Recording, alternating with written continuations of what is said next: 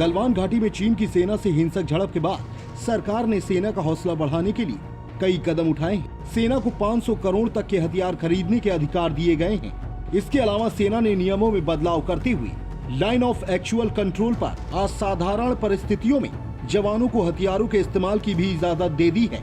News agency ANI ने सूत्रों के हवाले से बताया कि नियमों में बदलाव के तहत फील्ड कमांडरों को यह अधिकार दिया गया है कि वे विशेष परिस्थितियों में अपने जवानों को हथियारों के इस्तेमाल की इजाजत दे सकती हैं।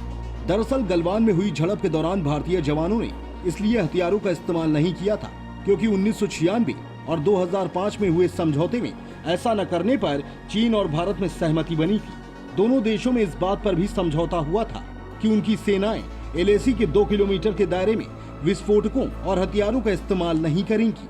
रक्षा मंत्री ने CDS और तीनों सेनाओं के प्रमुखों से बैठक की, कहा सख्ती से निपटे। केंद्र ने अब आर्म्ड फोर्सेस को पूरी छूट दे दी है।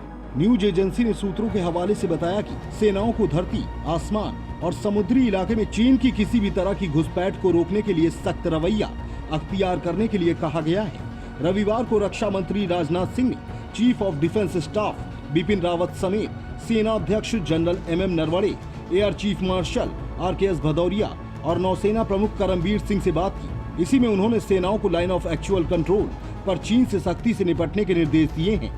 करीब 6 हफ्ते से भारत और चीन के बीच लद्दाख में तनाव चल रहा है। 15 जून की रात चीन और भारत के सैनिकों में हिंसक झड़प हुई थी। चीन के जवानों पर हमला किया था जिसमें 20 जवान शहीद हो गए। भारत ने भी चीन के 40 से ज्यादा सैनिकों के मारे जाने की बात कही है, लेकिन चीन ने अब तक अपने मारे गए सैनिकों की संख्या नहीं बताई है। भारत सरकार का कहना है कि गलवान घाटी पर चीन के दावे मंजूर नहीं है। ये चीन के खुद के पहले के रुख के उलट हैं। गलवान पर स्थिति लंबे समय से साफ है। LAC से पूरी तरह वाकिफ हैं और इसका पालन करते हैं। भारत ने कभी LAC पार नहीं की। भारतीय सैनिक इस क्षेत्र में लंबे समय से गश्त कर रहे हैं। सभी निर्माण भारत की हद के अंदर ही हैं।